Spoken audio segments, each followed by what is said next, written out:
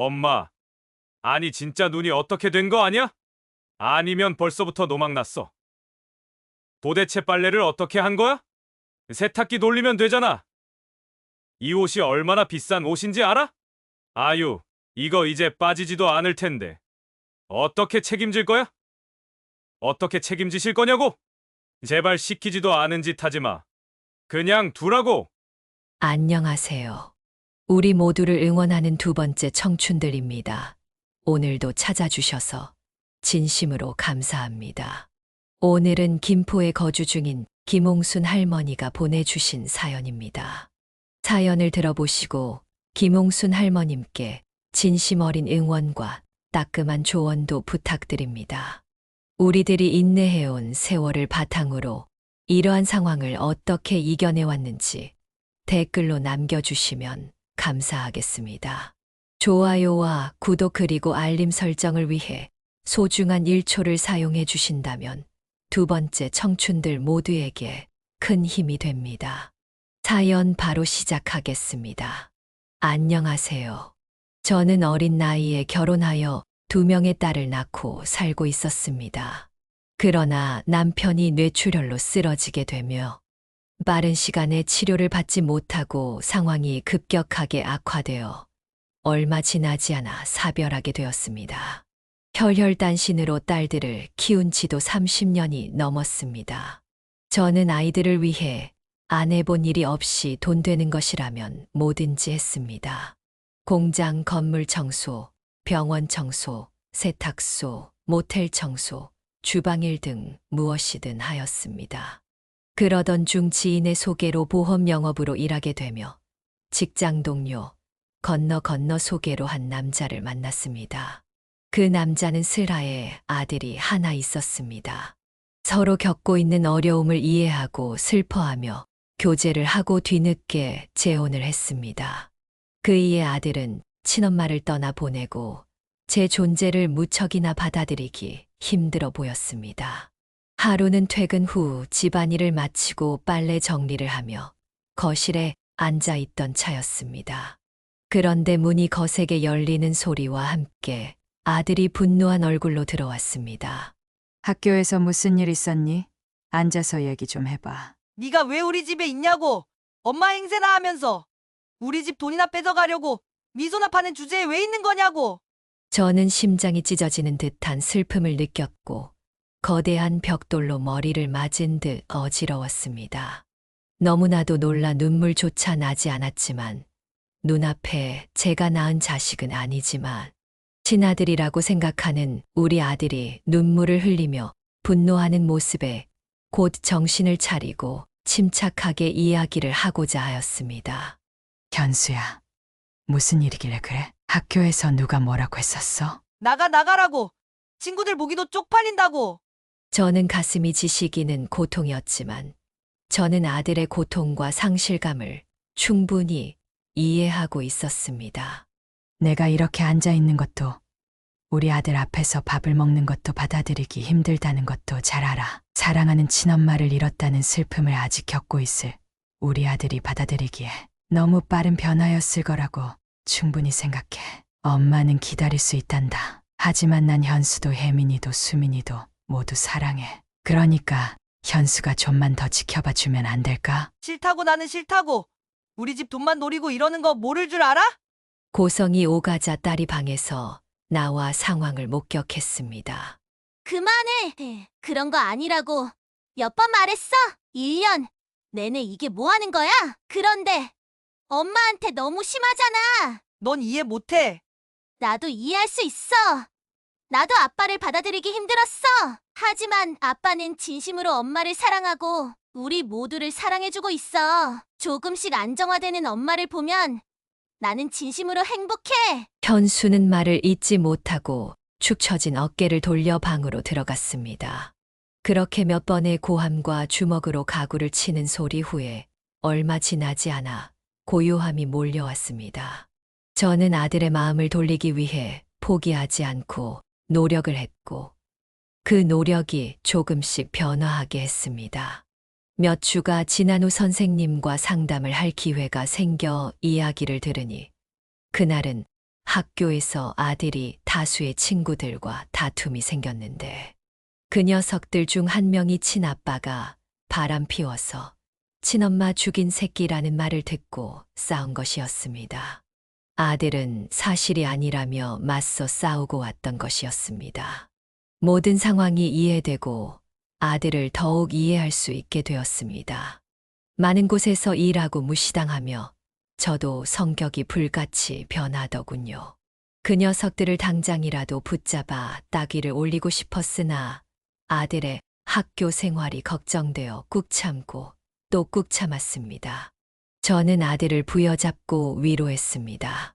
내가 왜 그렇게 분노한지 이제 이해가 되는구나. 내가 잘못한 거 하나도 없다. 이제는 내 곁에서 너의 상처를 치료해주고 싶어. 나는 우리 가족의 행복을 위해 언제나 최선을 다할게. 사랑한다. 그 후로 우리들의 관계는 조금씩 나아졌습니다. 아들은 더 이상 분노 어린 눈으로 저를 바라보지 않았습니다.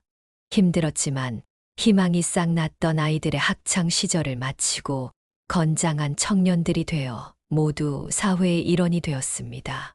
첫째 딸은 중견기업에 입사 후 퇴사하여 본인 사업을 시작하게 되었고, 둘째 딸은 교환학생 중 대기업 해외지사에 취업하여 해외에서 계속 생활하고 있습니다.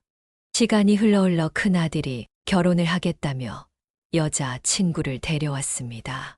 빛이 나는 외모는 아니었으나 단정하고 수수한 모습이었고, 어른들에게 싹싹하고 수줍은 듯하나 어른들의 말에 침착하게 답하는 모습이 꽤나 마음에 들었습니다. 그 이후로도 기념일, 명절마다 연락하며 안부를 묻는 모습에 요즘 젊은이들 같지 않다 생각하여 반드시 며느리가 되었으면 좋겠다고 생각했습니다. 두 아이가 결혼할 때 며느리의 집안은 많이 힘들었습니다. 며느리는 일찍이 어머니가 도망가며 다리에 장애가 있는 아버지는 길거리에서 잡화를 판매하고 구두방을 운영하면서 겨우 외동딸을 먹여 살렸다고 합니다.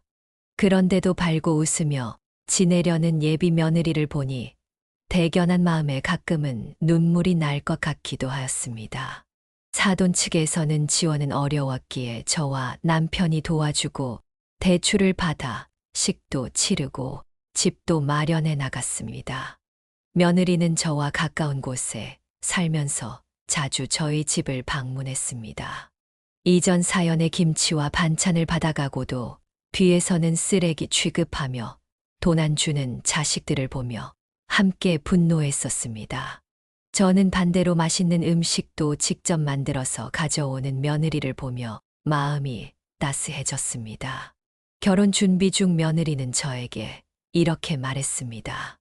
어머님, 보잘것없는 구두방 외동딸을 며느리로 맞이해 주셔서 정말 고마워요. 엄마를 먼저 보내고 저는 따스한 엄마의 품이 정말로 그리웠어요. 해보고 싶었던 것도 많았었는데 그런데 어머님께서 저를 이렇게 따뜻하게 받아주시는 걸 보면서 이게 바로 엄마의 품이구나 하고 느꼈어요. 준비한 것 없는 저까지 이렇게 따뜻하게 맞아주셔서 정말 감사합니다. 저 앞으로 어머님께 진심으로 잘할게요. 진심을 다해 효도하면서 살겠습니다. 저는 며느리의 말을 듣고 눈물이 하염없이 흘렀습니다. 힘들 때마다 언제든 와서 기댈 수 있게 든든한 고목이 되어주고 싶었습니다. 연민의 감정이 아닌 마치 자식을 품는 듯한 사랑이 느껴졌습니다. 그 뒤로 며느리와 저는 더 가까워졌고 둘이서 친하게 지냈습니다. 바쁜 자식들을 대신해서 목욕탕도 같이 다니며 긍을 밀어주고 둘이서만 나가서 외식을 할 정도로 두 사람은 각별한 고부지간이 되었습니다. 그렇게 모든 게 잘 풀리고 따스했던 시절도 지나가고 또다시 하늘이 무너지는 것 같은 소식이 떨어졌습니다. 남편은 밤낮으로 일하며 얻은 당뇨병으로 고생을 하고 있었는데 더욱 악화되어 합병증으로 병원 신세를 지다 심근경색으로 세상을 떠나게 된 것입니다. 저의 간절한 바람에도 상황은 악화만 되어가는 모습을 보며 심장이 갈갈이 찢기는 고통이었습니다.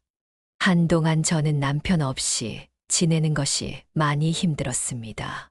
영정 사진을 붙들고 혼자서 대화도 많이 했습니다. 저는 눈물로 지새우는 날이 많았습니다. 또다시 남편이 떠나버리고 난 뒤 굉장히 우울하고 제 존재로 인해 불행이 찾아오는지, 나는 그런 존재인지 자책을 하기도 하였습니다. 고통에 몸부림치며 외로워 삶의 의지를 잃어갈 때 아들과 며느리는 그 모습을 보기 힘들어 제게 좋은 제안을 했습니다. 엄마, 요즘 두 분이서 같이 지내시다가 혼자 지내시려니 많이 쓸쓸하고 외롭잖아요. 집에 있는 것도 많이 적적하실 테고 우리 집에서 같이 지냅시다. 아무래도 아빠 돌아가시고 나서 제일 걱정되었던 게 엄마 혼자서 외롭게 지내시는 거였는데 요즘 보니까 정말로 그래 보이더라고. 그냥 말년에 손주 재롱이나 보면서 내가 해주는 음식 먹고 사는 거지. 그냥 우리 집에서 같이 살자. 혼자 사면 더 늙는다. 저희 같이 살아요. 듣고 있던 며느리도 동참했습니다. 저는 합가를 제안하는 현수와 며느리에게 정말 고마운 마음이 들었습니다. 요즘에는 어른들을 모시기 싫어해서 어디 시골의 양로원이니 요양원이니 하며 버리는 마당에 이렇게 이야기해 주니 너무나도 고마웠습니다. 그래서 안심이 되었고 감동스럽기까지 했습니다. 하지만 그 감동도 찰나 한 가지 고민이 생겼습니다. 그 이유는 아들이 한 가지 제안을 했기 때문이었습니다. 엄마, 같이 살게 되면 그 집은 팔아야겠네요. 계속 오르지도 않는 아파트인데 바로 팔아서 그 돈 제 사업 확장에 좀 도우시면 어때요? 아들은 일석이조라며 이야기했지만 돈 이야기가 나오니 저는 당황스러웠습니다. 이런 경우는 생각해 본 적이 없어서 어떻게 해야 할지 고민이 되었습니다. 그래서 그 자리에서 선뜻 알겠다는 소리가 나오지 않았습니다. 아파트가 한 푼 두 푼 하는 것도 아니고 현재 많이 오르지 않았을 뿐이지. 인근의 시설들이 자리 잡고 대중교통이 활성화되며 이미 많이 올랐기 때문입니다. 또 아들뿐만 아니라 딸아이들도 주어야 하는 게 맞으니 고민하며 이야기했습니다. 현수는 다시 말했습니다. 에이, 그래도 제가 장남이고 같이 모시고 사는 거잖아요. 그러니까 잘 좀 한번 생각해봐요. 돈이 문제가 아니고 힘들어하는 모습 보기 싫어서 그래요. 같이 북적북적 살면 얼마나 좋아요. 돈은 나중에야 다시 돌려주면 되고요. 맞아요, 어머님. 저도 어머니랑 영화도 보러 가고 싶고, 맛있는 것도 많이 먹고 싶고, 같이 장 보면서 다니고 싶어요. 현수는 끝까지 저의 걱정을 하며 같이 살자고 이야기했습니다. 생각해보니 아들 말도 맞더라고요. 그래서 저는 큰맘 먹고 장남네 집으로 들어가기로 했습니다.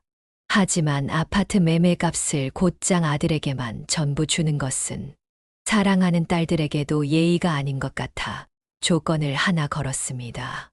최근에 증여 시 생기는 문제를 예방하기 위해 불화를 막고자 효도 계약서를 작성 중인 노인들이 많다는 이야기를 이곳저곳에서 들었습니다. 텔레비전에서도 수차례 증여 후 버림받는 노인들의 사건을 많이 듣고 하였습니다.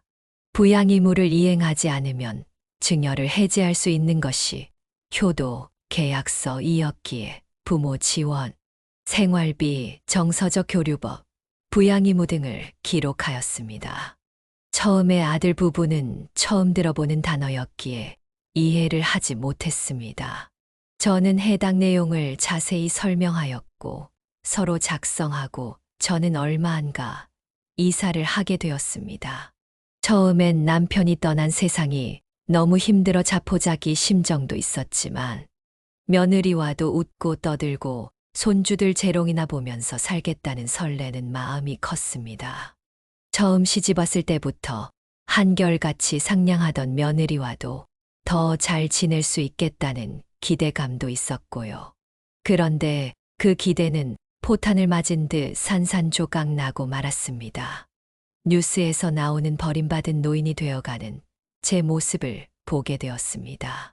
반년이 지나자마자 사무 분위기가 달라지기 시작했습니다.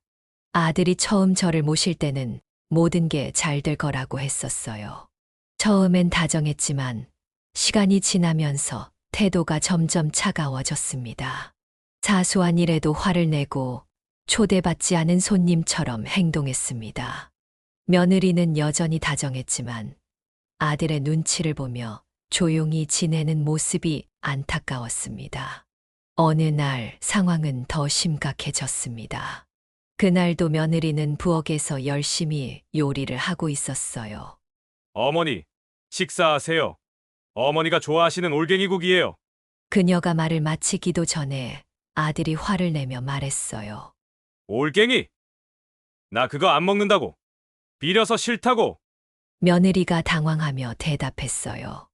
여보, 그래도 어머님이 좋아하시잖아요. 아들은 더 큰 소리로 말했어요. 아이씨, 엄마. 집에만 있지 말고 나가서 사람 만나고 바깥 활동도 하세요. 언제까지 며느리만 고생시킬 거야? 그 말을 듣고 저는 혼란스럽고 미안했습니다. 알겠어. 내가 너무 부려먹은 것 같지. 둘이 생활도 있을 텐데. 미안하다. 며느리가 화난 목소리로 끼어들었어요. 여보, 그게 무슨 말이에요? 어머니한테 이렇게 말하면 안 되지. 그날 이후 저는 깊은 상처를 받고 슬픔이 가득했습니다. 저를 대하는 아들의 태도는 점점 더 차가워졌고 저는 이곳이 더 이상 저의 안식처가 아니라는 생각에 사로잡혔습니다. 괜히 저 때문에 현수와 며느리가 싸운다고 생각했습니다. 그리고 갑자기 이렇게 변해버린 것이 이해가 안 갔습니다. 또한 며느리가 자기 편을 들어준 게 너무 고마웠죠. 그런데 이런 변화는 이제 시작이었습니다. 한 번은 아들 부부가 늦게 퇴근하는 바람에 제가 손주들의 저녁을 챙겨주게 된 날이 있었습니다. 평소에는 저녁 시간에 맞춰 함께 식사를 했지만 그날은 둘 다 일이 늦어질 것 같다며 아이들 저녁을 부탁했습니다. 저는 흔쾌히 밥과 반찬, 국을 준비해 손주들에게 먹이고 아들 부부가 돌아왔을 때도 준비해 둔 음식을 차려주었습니다. 그러나 그때 저는 충격적인 상황을 맞닥뜨리게 되었습니다. 아들이 밥을 먹다가 화를 내며 갑자기 숟가락을 내팽개친 것입니다. 저는 당황해서 물었습니다. 왜 그래? 숟가락을 왜 던져? 아들의 대답은 저를 더 혼란스럽게 만들었습니다. 엄마, 음식이 왜 이렇게 짜요? 설마 우리 애들한테도 이딴 음식을 먹였어? 저는 황당해서 대답했습니다.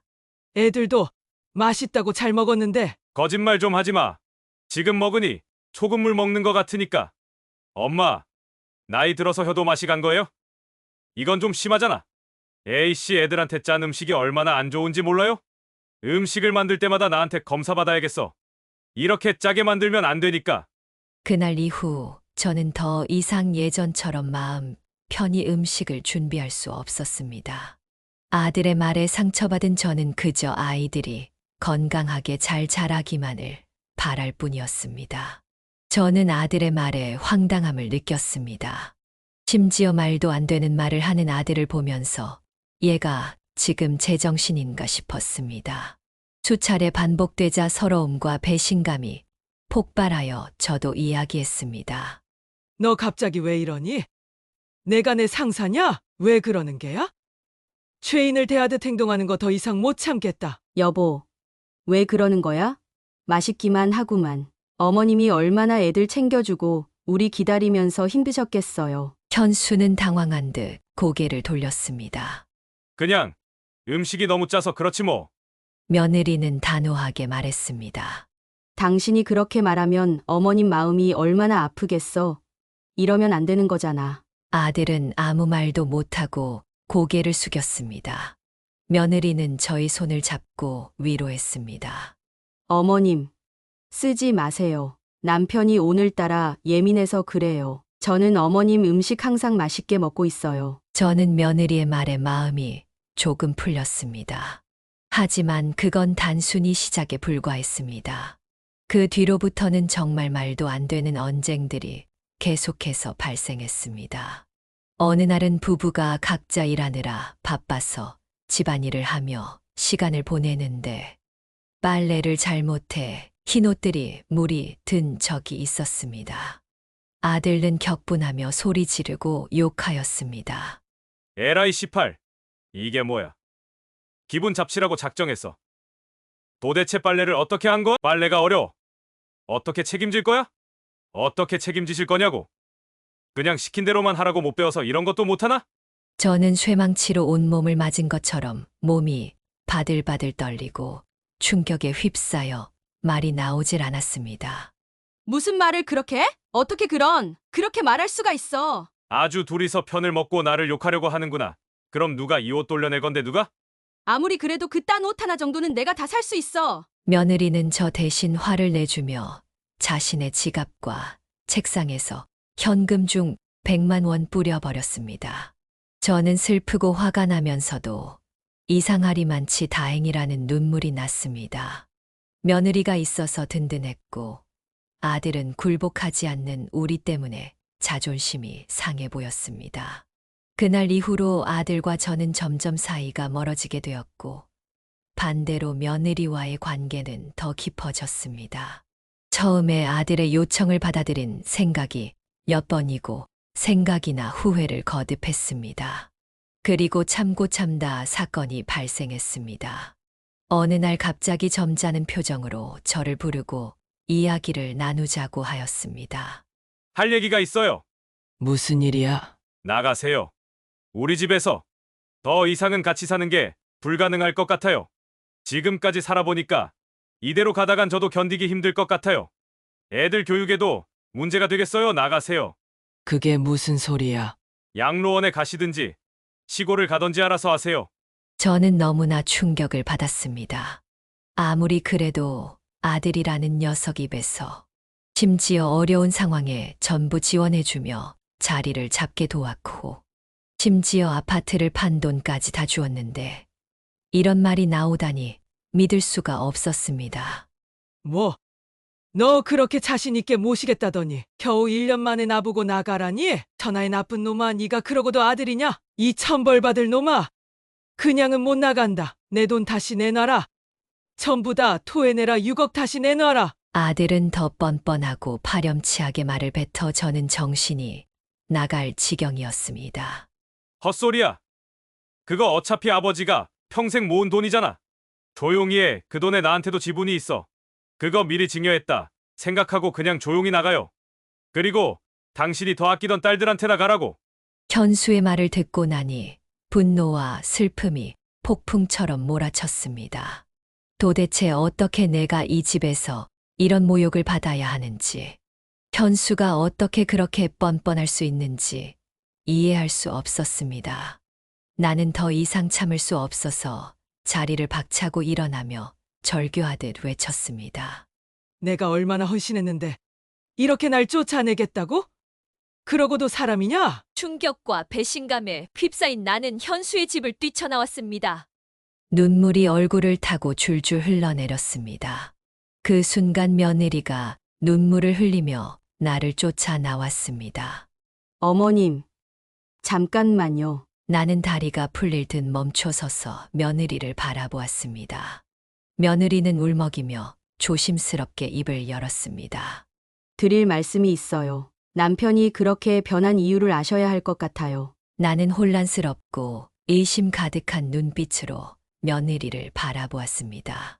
무슨 소리냐? 며느리는 눈물을 닦아내고 말을 이어갔습니다. 지금 하는 사업이 망해가서 저도 몰래 많은 돈을 빌린 것 같아요. 그리곤 돈이 필요하니까 의도적으로 돈을 얻어내기 위해 어머님께 더 친근한 척, 더 챙기는 척 접근한 거였어요. 저는 그 자리에서 쓰러질 듯한 충격을 받았습니다. 그 전에 모든 것이 돈 때문이었고 돈을 뺏었으니 이 집에서 일부러 나가게 하기 위해 이런 것이라고? 며느리는 눈물을 훔치며 고개를 끄덕였습니다. 저도 이제야 알게 되었어요. 어머님, 그래서 저도 말씀드리기 너무 힘들었지만 이제는 아셔야 한다고 생각했어요. 나는 눈물을 훔치며 떨리는 목소리로 말을 이었습니다. 며느리는 울먹이며 내 손을 잡고 위로했습니다. 저를 정말 친자식처럼 대해주셨던 게 너무 감사해요. 제가 반드시 이 일을 돌려놓을게요. 며느리의 위로로 조금씩 마음을 안정시킨 후 저는 앞으로의 계획을 생각하기 시작했습니다. 그리고 큰맘 먹고 사업으로 바쁜 딸에게 전화를 걸어 그간 있었던 이야기를 털어놨습니다. 아파트를 팔아 생긴 돈을 오빠에게만 넘겨 미안한 마음에 연락하지 못하고 있던 것이었습니다. 딸은 언성을 높이며 크게 싸웠습니다. 야, 이 개 같은 새끼야. 너 지금 무슨 짓을 하고 있는지나 알고 이러냐? 받아 처먹을 거 다 처먹고 이제 와서 쓰레기 취급을 해? 처먹어. 야, 말은 똑바로 해. 원래 아빠 돈이야. 누가 누구 거 처먹은 건데? 딸은 계속해서 언성을 높여 욕설과 함께 맞서 싸우고 며느리는 손주와 함께 나가 있도록 하였습니다. 쓰레기 같은 놈 엄마가 준 돈 내놓으라고. 계약서에 써 있는 대로 그대로 낼 수밖에 없다고. 효도 계약서. 웃기는 소리 하네. 좋은 회사 들어가려고 공부 좀 한 줄 알았는데 머리가 안 돌아가냐? 그딴 건 효력이 없어, 이년아. 둘의 싸움을 듣고 있으면서도 저는 아들을 믿고 사랑해왔던 시간이 떠오르며 현실과 구분이 안 되어 어지러움이 몰려왔습니다. 눈앞에 있는 저 사람이 아들이 맞는지 의심이 되었습니다. 그동안 믿고 따르던 가족과는 전혀 다른 배은망덕하고 파렴치한 천하에 썩을 녀석이 있었습니다. 딸은 제가 비틀거리며 힘들어하는 모습을 보고는 그 자리에서 저를 자기 집으로 데리고 갔습니다. 저는 가는 내내 세상이 무너지는 슬픔을 느꼈다는 것만 기억이 날 뿐 집까지 어떻게 왔는지 기억이 나지 않습니다.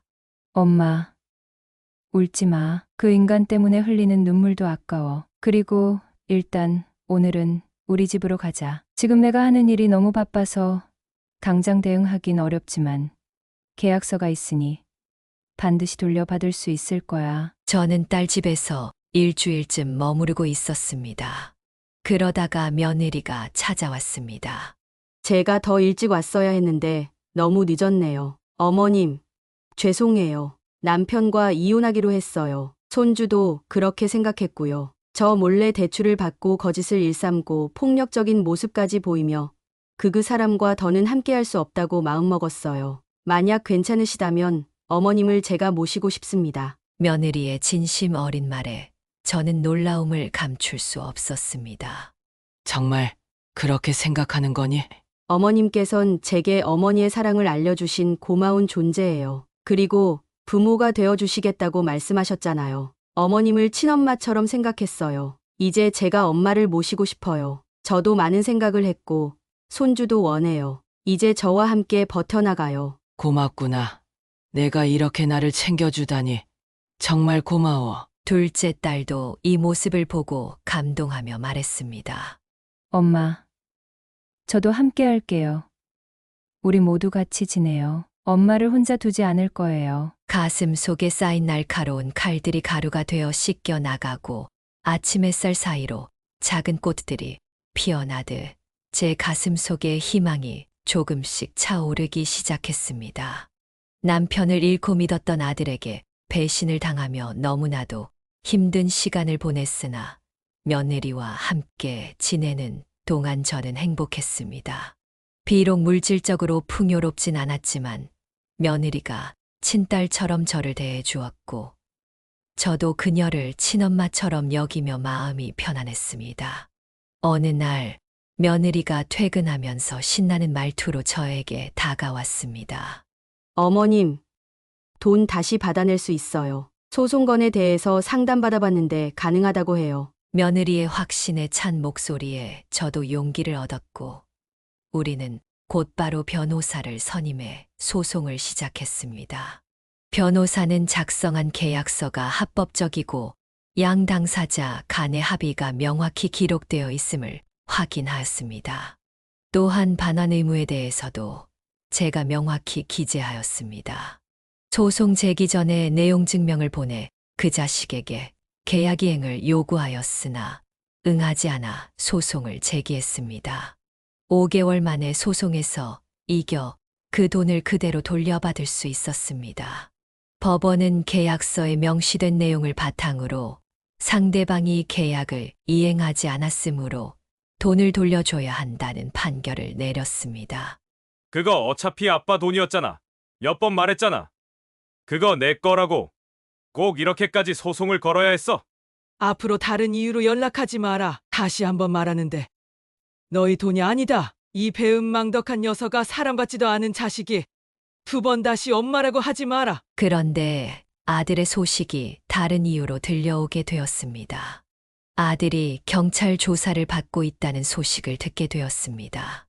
이 소식은 다른 이가 아닌 직접 전해 들었습니다. 직접 제게 전화를 걸어왔더군요. 저는 정말 어이가 없어 콧방귀를 뀌었습니다. 어머니, 죄송한데요. 저번에 돌려드린 5억 중에서 2억만 빌려주실 수 있어요. 야, 이 자식아. 염치가 없어도 정도껏 없어야지. 지옥불에 빠져 평생 괴로워할 자식아. 너가 한 짓을 생각하고도 그딴 소리가 나오느냐? 제발요. 사업하다 큰 일을 저질렀어요. 해결 못하면 저는 그대로 깜빵에 들어가야 돼요. 거기서 썩다 죽을 수도 있다고요. 이 소식을 듣고는 저는 깜짝 놀랐습니다. 그리고 이어지는 이야기에 경악을 금치 못했습니다. 사실 아들이 진행 중인 사업은 명품 중고 시계를 유통하는 것이었습니다. 고가의 중고 시계를 판매하면서 진품과 가품을 혼합해 판매하거나 수리 서비스를 제공하는 척하면서 진품 시계를 가품으로 교체하는 방법으로 부당한 이득을 취했던 것이었습니다. 이러한 행위는 상표법 위반 및 사기죄에 해당하며 엄중한 법적 처벌을 받을 수 있다고 하더군요. 그런데 이 녀석은 무려 20건 이상의 사기를 치고 있었습니다. 같은 피해를 입은 피해자가 눈덩이처럼 불어나며 경찰이 조사에 착수하였고 수사 결과 상표법 위반과 사기죄로 기소가 되었다고 합니다. 이 쓰레기보다 못한 녀석. 애미 가슴에 못을 박고 다른 선량한 손님들의 가슴에도 대못을 박았구나.